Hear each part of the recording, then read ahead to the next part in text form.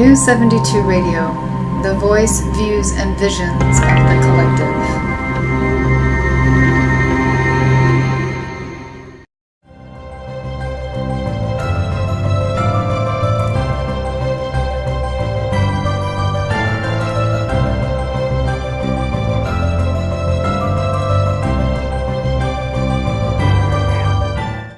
Hi, everyone. Hello, Becca. Welcome to Healthy View, Healthy You. It is beautiful and rainy once again here in Charleston, South Carolina.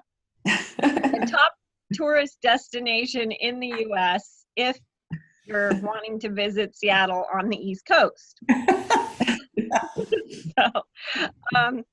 Today, we have a really interesting topic, and it was perfectly timed. I'm here with Len Young and Dr. Stela Susac-Pavic, and I'm Rebecca Shaw. And our topic today is, in a general sense, we are calling it the dark and the light. And it seems perfectly timed. Everyone's been paying attention to the news, and what's really been a flutter on social media and in the news is the topic of suicide. I'm sure everyone's heard that Kate Spade and Anthony Bourdain both committed suicide last week. And I think what's so disconcerting to people is that these were two very famous, successful people. I remember writing about this several years ago when Robin Williams committed suicide.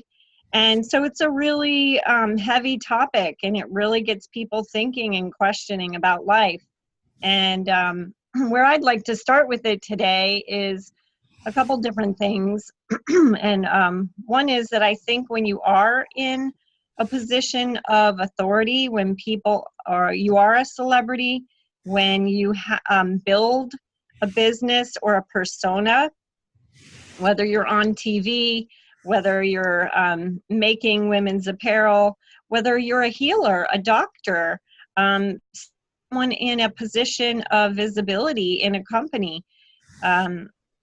Even, I know in my world, it's like people come to me for their problems. And so then many of us get stuck in this paradigm of hiding our own problems close to the vest, because many of us perceive that we can't show chinks in the armor, that we can't show vulnerability. And if we do, then somehow we'll lose our credibility. Many people associate the two together. If I'm going to be credible, then I'm flawless, perfect, and I get everything done. And the reality is, if you think about it, the people that we feel closest to, I think in my own life, are the people who do reveal their flaws, who can show their struggles, and that I admire them for their strength. I admire them for the strength of being able to share when they're going through something difficult. And I think if it's a true friend, they don't look down on you for that. They don't look at you as that's something that's weak. I see the people who can share their vulnerabilities as being even stronger. So I'd like to put that out there to people, is that your true friends and people that you truly want to gain respect from will not look down on you for that type of vulnerable, real, authentic sharing. I have some other things to share as we go through today, but I'd like to hand it off to Len and get your take on what our topic today. I actually agree with you, Rebecca, and I have to say, great work in getting your computer back working this morning. And it's wonderful because our producer, who is out west, is living in a winery now, and she has gotten all of her technology together, and all of a sudden some of us were struggling this morning. So that's why we were laughing so nicely when we said good morning, because boom, all of a sudden we were on and it was working. So thank you everybody for that. Well, it's interesting about the dark and the light, and I'll go down that path for a moment. Jungian psychology was a real breakthrough when Carl Jung brought his ideas into the world. Freud was already there, and Freud had the id, the ego, and the superego, and the id being the persona of who we are, things that are hidden. But Carl Jung brought up the whole idea of a shadow, and what is that? And in his definition, it's everything that we're not conscious of as a human being. So it is the subconscious or the altered conscious. And so when our shadow starts to show up for us in our lives, we used to think that it was the source of evil. But that's not the case. Jung actually showed that it's really where a lot of information lives that we're not conscious of, we're not aware of every day that something might be there in our lives. So good things come out of the subconscious, intuitions. So if you have an idea, and actually, Rebecca, I would love for you to tell the story about your using your intuition back around 9/11. It's pretty staggering. But we need to listen to our intuitions. If we get red flags that something might not be right, pay attention. It doesn't mean that the situation is good or bad. It just means that for us, we need to pay more attention to what we're doing. And so it's becoming aware of those conscious tics that we get of us, because somewhere in our being, in our subconscious, we're being given a sign that perhaps we need to look at something we're doing a little more closely. Sometimes it has to do with protecting us. Many times it has to do with us just being able to look at a situation differently. When it comes to something as deep as suicide, then depression comes into that. And I'm not a medical doctor. I'm a philosophical doctor, where Stella has the medical part. But interestingly enough, and Stella, I don't know if you heard this yesterday, there's a new study of something like 25,000 people that some major universities and pharmaceutical companies have been doing together. And it was just announced. They followed people for years who have been on 4 different drugs, and one of them is a blood thinner. So it's not even used, in my mind, from my understanding, it's not used for depression. And these 4 drugs actually have had a reality or a feed into major depression and some suicides. So I'd like to read that. It was just announced on NPR yesterday, and I thought, oh, how timely, of course, with these other 2 very well-known people who have left.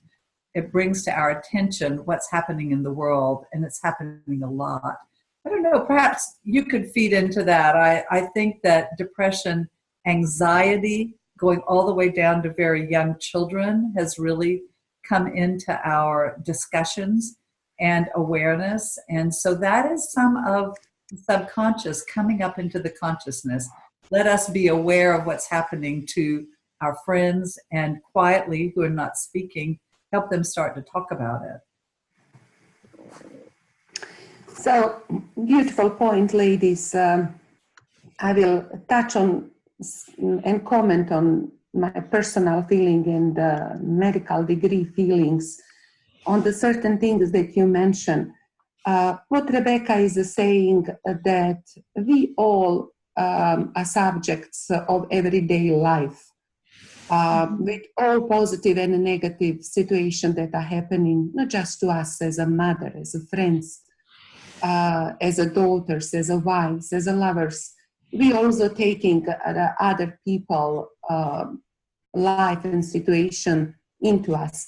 Also political situation, world situation cannot pass next to us. We're taking all of those things in. We are part of community, not just individual. So a huge impact on our lives has the people who you are surrounded with, the community and society that we live in. So the filters are necessary. the filters healthy distance who should keep us not to come neither close to despair, but one times when we are in despair, when we are in the state of depression, who is defined in medical society as the disbalance of the hormonal and neural synopsis or connection or synergy, then we are to ask for the help. Why we do not do so? As Rebecca says, because we are shy. We are ashamed of our flaws or our mistakes or the way on which we are thinking. We think that the common things that I see is that we think that we are only one.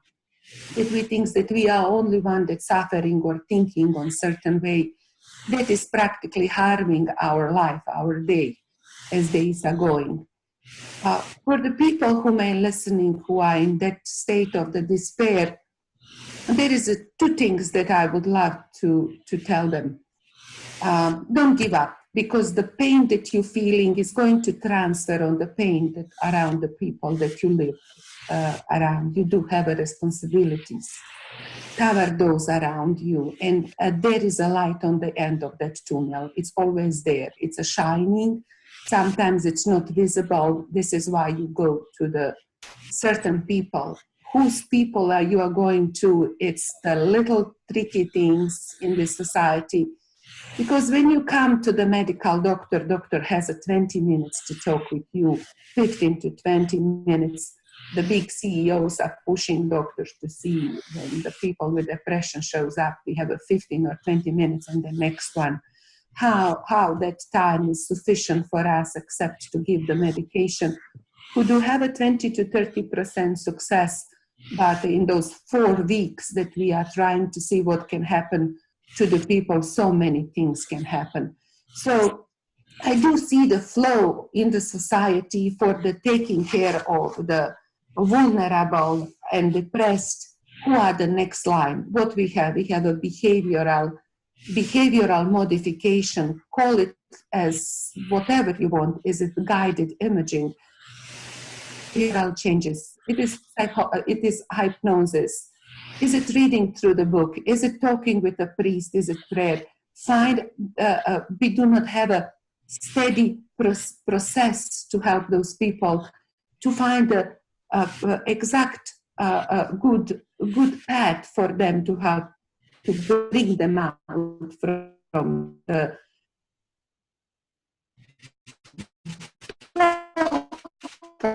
darkness to depression. Is so terrible that the people just cannot hold it. So I'm telling them there is a light on the end of the tunnel. Nothing that is today is not important tomorrow. Tomorrow is the new day. Give the day the chance. Give the light the chance to spare that terrible pain that you may have outside waiting for us. There is so many good things. If you didn't find it, it is out. The path for you to bring the lightness, to bring the meaning, because the loss of the meaning is the cause of the depression. To bring the meaning back to your existence, to meaning back to the world around you, to meaning back to the society that we have. It's a peace, the happiness that I want all of you out that you may listening, and that you may hear the world of the positivity. I wish that your things that you are imagining and that you fantasize, that you can change. Your imagination and your fantasy can be guided by your personal you. And I would love to talk with those two ladies, and I will jump on later on how I'm helping myself, how I'm teaching, and what I'm doing to my patients, to my friends, what I actually personally do. They challenge not to go on the path of the despair, to find the happiness in the life.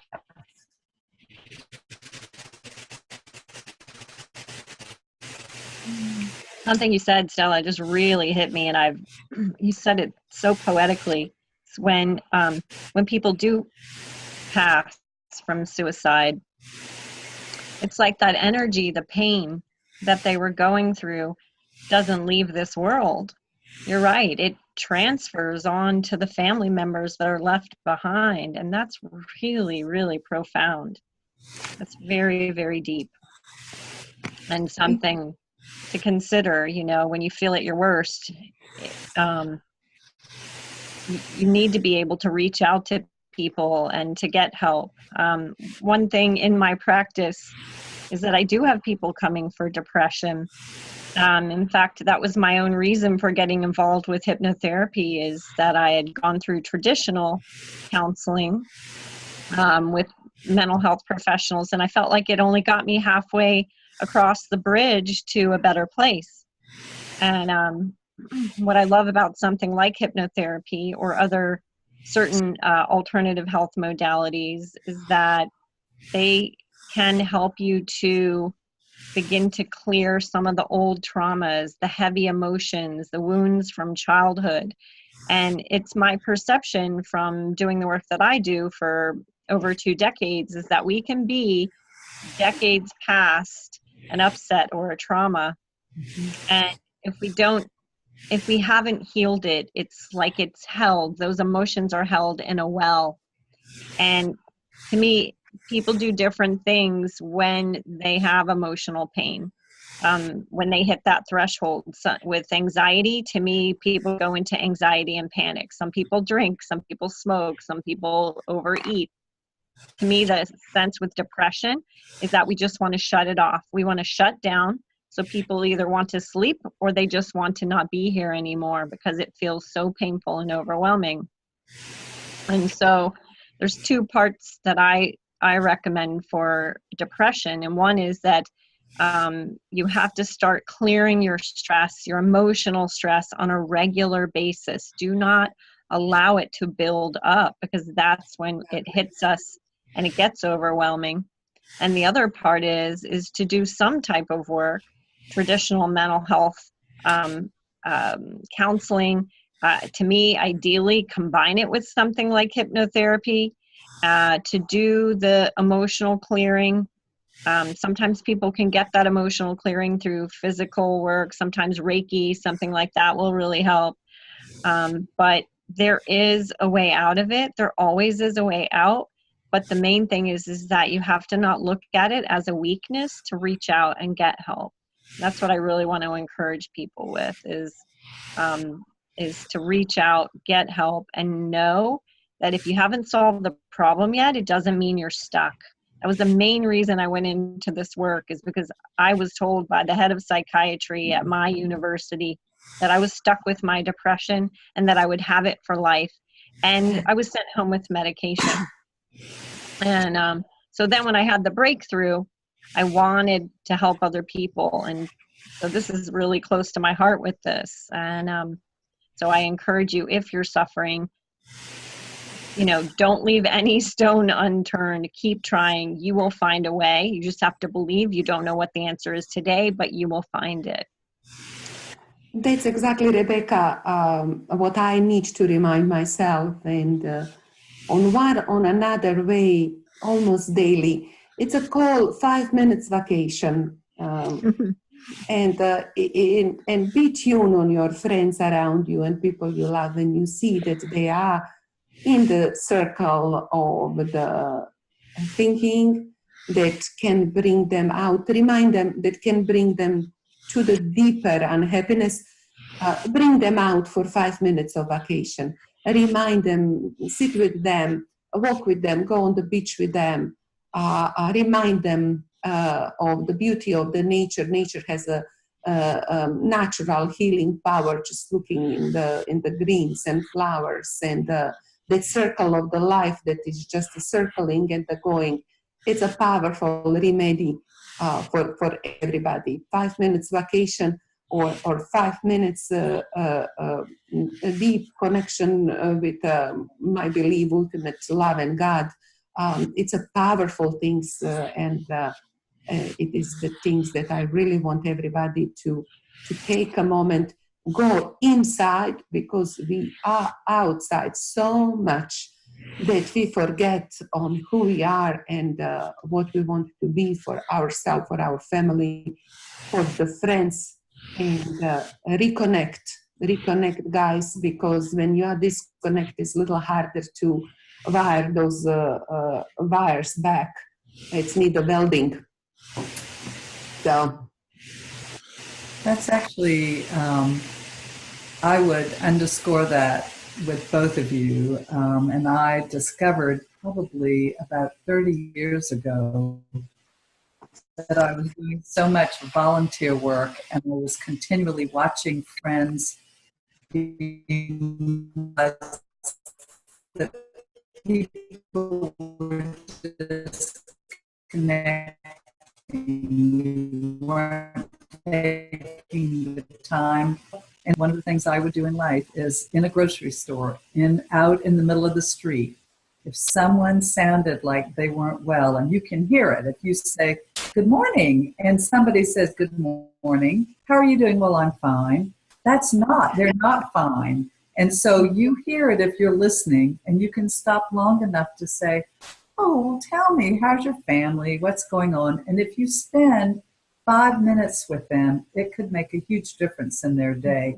And in yours, I find it feeds me all the time to get to know somebody and to understand a little bit more about their lives that I hadn't intended for the day, but it came as a gift to me.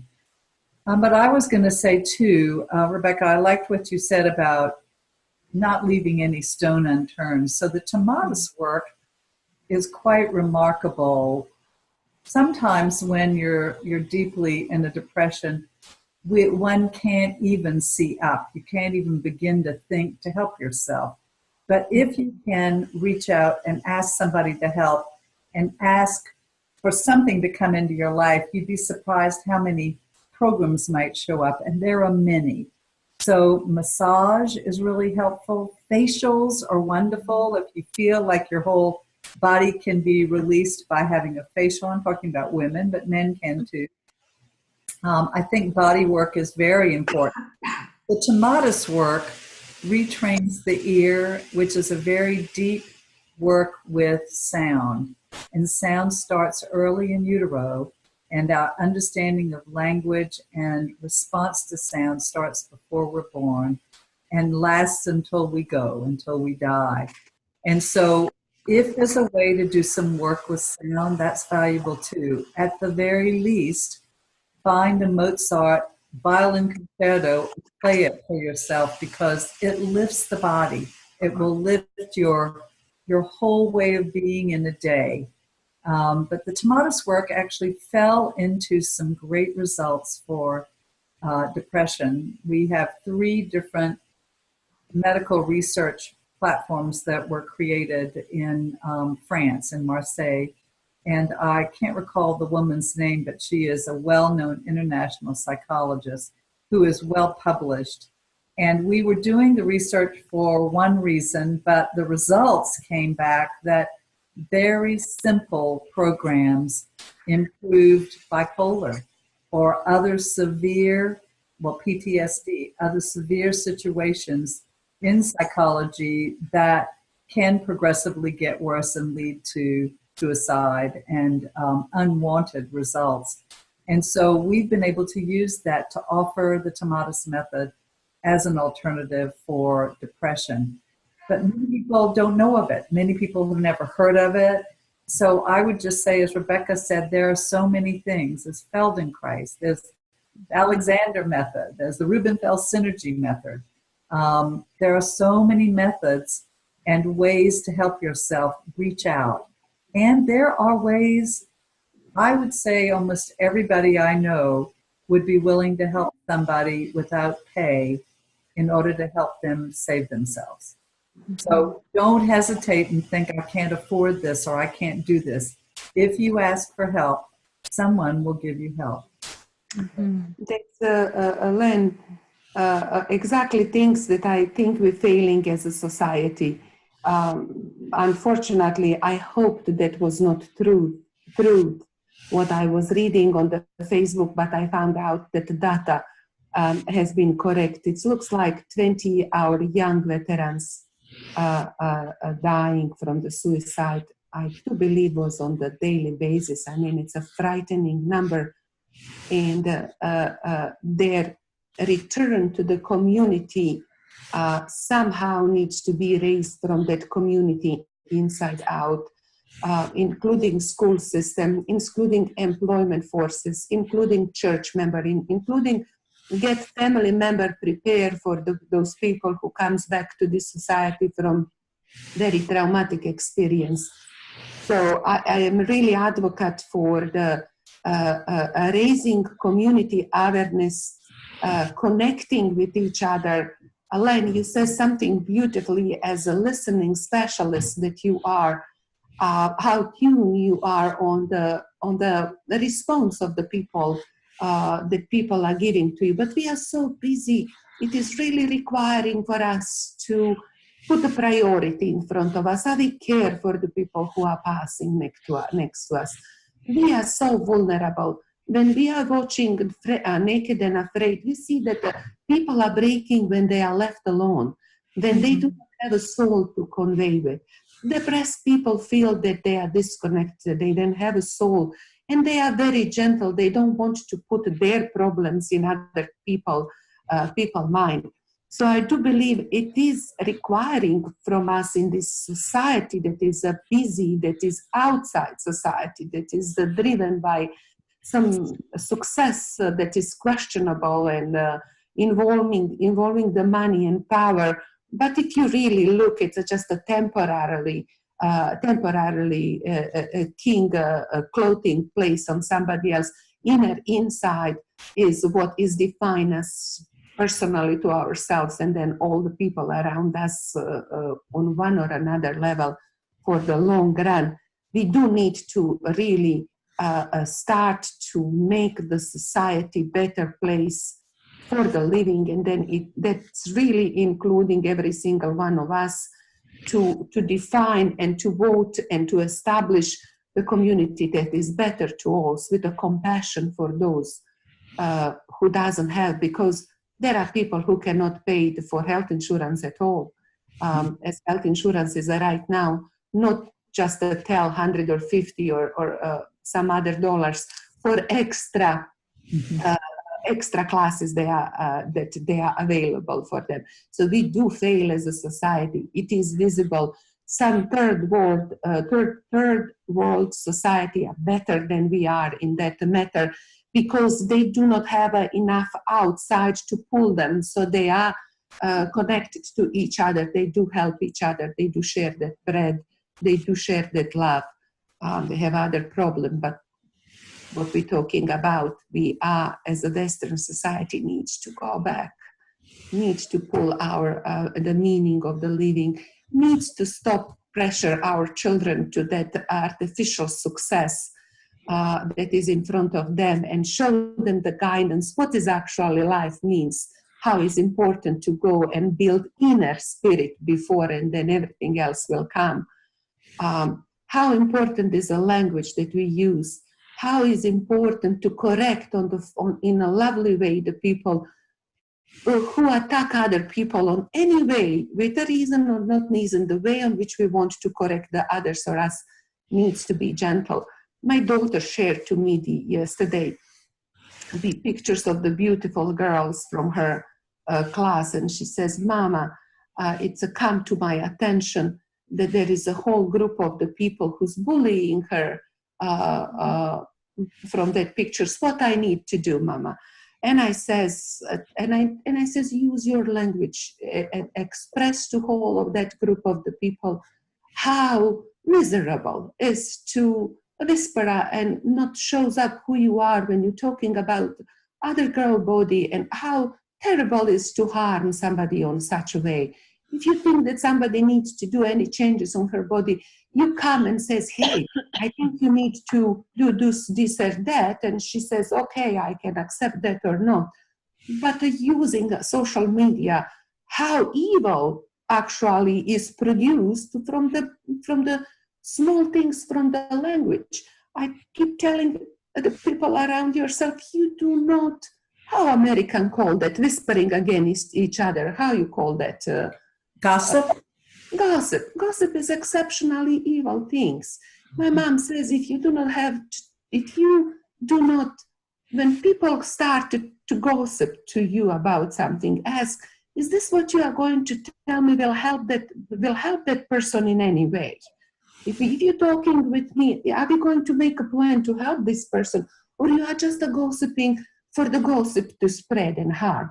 I think we all should be very, very careful about the language that we're using in this society particularly. There is no excuse for any kind of the attack on the that is filled up with aggression and hate. Doesn't produce anything. It is the pain and it is the hate that will returning back to you guys. So good job. I think I'll hold on just a second, Rebecca, and just jump in there a minute, because two things come to me, and that is in family, even having conversations in your family. And we're all so busy. When do we have the opportunity to have those conversations? Even when my children who live away come to visit, we are busy doing things. And so it's really the early morning coffee tea time when you finally talk about, well, what's going on in your life and how are you affected by the things that are going on around you and how you're responding to them. And those are really wonderful learning moments for everybody, for me and as a parent, and for them as children still, even though they're fully functioning adults.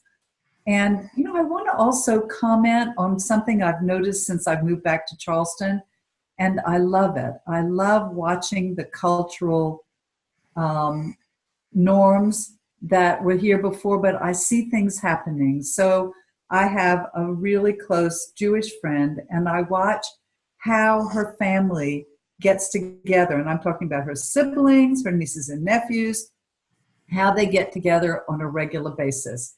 Then I have a Catholic friend, and I'm saying this because of the religion, thinking that perhaps this is something, but it's really the family that's done this. This family gets together for a meal with all of her siblings once a week, and with her mother, who is still alive. That's awesome. It is awesome. And, even if you are not friends with your siblings, and that happens, you just don't happen to always go in the same paths and you're not always friends, there is this connection with family. And I've also found with my own family, I know without a doubt that any of my family would show up to help me if I needed it. That's not the case with many people. And so if you find among your friends that they're estranged from their families, then, you can't solve their issues, but perhaps a conversation about it might make a difference. Not in that situation, but maybe they'll grow from it, and maybe they'll become part of somebody else's family. I think today we're in a time when family can be cohesive. Even if you're not best friends with these family members, there is blood between you and among you, and there's a way to bring it back together. And it takes action. It takes time, and it takes thoughtfulness to do something about it. So I would say all of us have that responsibility in community to step up to the plate, be a little more mature about our own actions and our pasts, and start to welcome some of our family back into our lives if we push them away for any reason. All right, enough lecturing. That's awesome. I just feel warmness in my heart, and I was just thinking that I cannot wait to call my mama and says, Mama, we should, when I come back this summer, we should have all my sisters and nephews, and we are huge family, getting harder and harder. But still some restaurant meeting in which we can talk with each other. We forget to do this. We get together in occasional celebration, but then you do not have a lot of time to exchange the heart. Yeah. Beautiful. No, it makes a difference, I think. Yeah. So a couple things. One is I wanted to touch back on Len's work with the listening clarity and with the sound training. And I think I've used the the modality before a couple times, and in fact, I used it last year when I had separated from my husband, and even though that was my choice to go, of course, everyone knows if you've been through divorce, you know, it brings up a lot of heavy emotions. You're processing quite a bit, different types of emotions, fear, anxiety, sadness, grief. And I've also used the work with my children, not for depression, but for other things. But my interpretation on it and why it can be so beneficial is because, again, sometimes the level of emotions that we're feeling are very difficult to clear at the cognitive level. They can even be difficult to clear at the subconscious level using a modality like hypnotherapy. And Len, correct me if I'm wrong, but my intuitive impression is that through the music and the sound training, that it works on the level of your physiology to really soothe the nervous system. And if you have had trauma in your life in the past at all, your nervous system can be sensitized. And then what I've noticed for many of my clients, if they go years suffering from anxiety and it just gets to the point where it's so overwhelming, then that's when depression hits. So to unravel that, it can be extremely helpful to do something like sound training to soothe the nervous system through the ears, into the brain, through the whole neuron pathway system, calm the system down, and then that can give opportunities to begin to create new thought patterns, to begin to be able to rise up out of the intensity of the emotions and be able to see your life and your situation from a different perspective. So I highly recommend looking into that modality if you're suffering. And, Thank you. Actually, Rebecca, that was well said. Tomatis. I know you were trying to remember the tomatis, but tomatis is the tomatis method. Original one. Yeah, it's true. And then the second thing I would add is that as a society, and I know we're getting towards the end of our time here, so this is something, again, I'm very passionate about, is we're taught, you know, if you've ever heard people complain, well, we teach our kids algebra, calculus, chemistry. Do we use those things, most of us, in our daily life as adults? No. We taught how to balance our checkbook when we're little. No, not unless your parents are really proactive with something like that. And we are not taught how to handle stressful emotions. We're not taught what I call inner fitness, emotional fitness. And what's so cumbersome and debilitating about that for many people is because they will get these misconceptions about emotions. They'll be taught, you know, especially with boys, but even with little girls, suck it up, get over it. If you're having, you know, if a child is crying, angry, anxious, little boys especially get the be a man. You know, I'm working with a man with anxiety right now. He grew up a tough kid in New York. He went to the Citadel.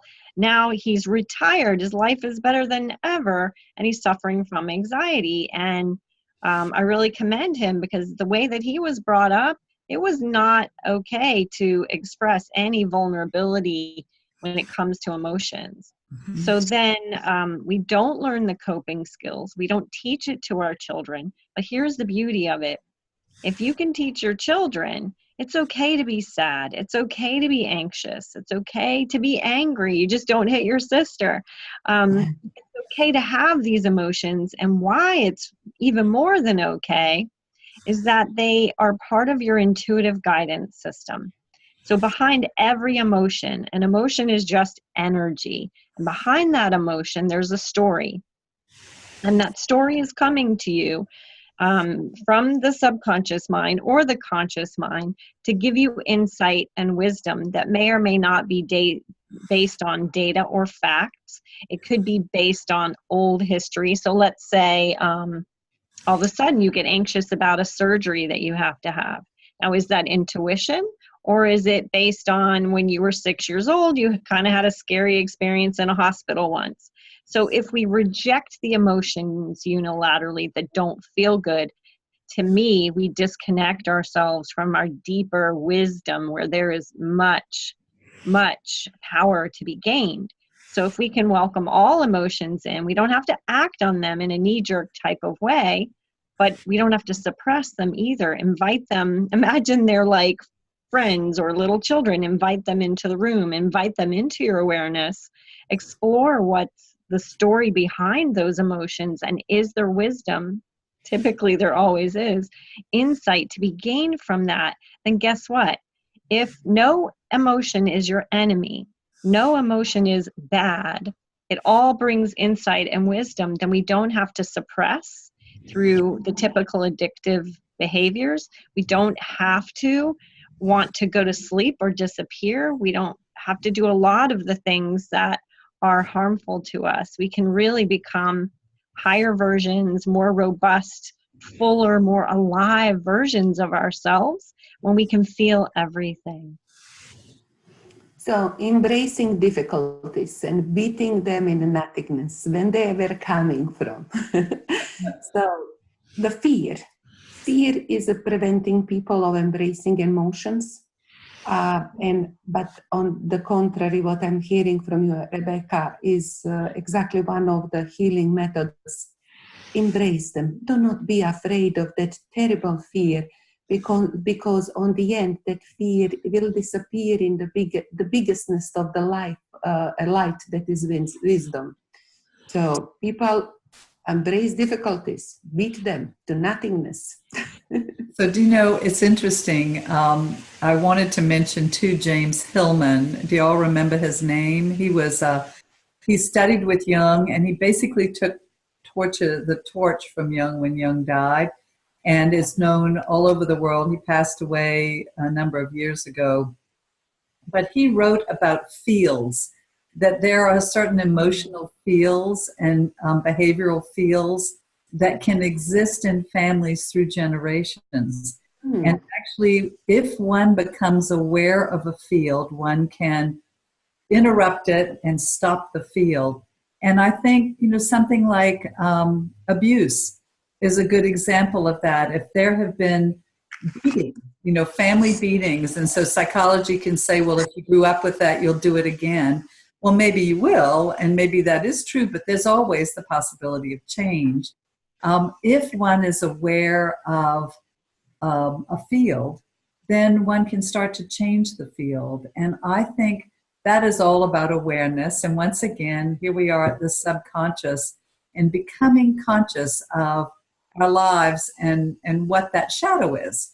Again, the dark and the light, and how we bring it into what we live with. And so, Stella, even the fear that you just mentioned is a big part of our becoming aware of that fear. Why am I fearful? And just as easily on the other side, you can think, all right, I feel fear right now. I can also feel joy, and start to put it into your words. I feel happy. I feel joyful. Some of that then really does manifest if we What start. is the name? What? What's the name, Len, of the young successor? Is James Hillman, and he's written a number of books, but two of the books that I recalled, one is called The Soul's Code, and the other is The Force of Character. But if you look up James Hillman, he has a large, and some of them are very intensely psychology, so they may not be easy reading, but some of them are very interesting. And then from Hillman, there are people who studied with Hillman. I actually had classes with him in my studies in California, and his mind was amazing. It really led me to think that Jung must have thought that way too, because if Jung were alive today, he wouldn't be stuck in anything. He'd be coming up with new archetypes, or maybe blowing the archetypes away and saying they don't really exist, and come up with your own understanding and belief system, because anything's possible in the universe. But James Hillman is interesting to read. He wrote really well, and in a way that you can read easily. Could be my summary. Reading, Stella. Yes. Yeah. So We are really, we're at the end, ladies. Here we are. So thank you. That was a wonderful day and a great discussion. And I would just say my words in saying goodbye are pay attention to your friends and all the people, the work people, people you run into every day, and take a few minutes with them. Namaste. Namaste. Okay. See you next month. Bye.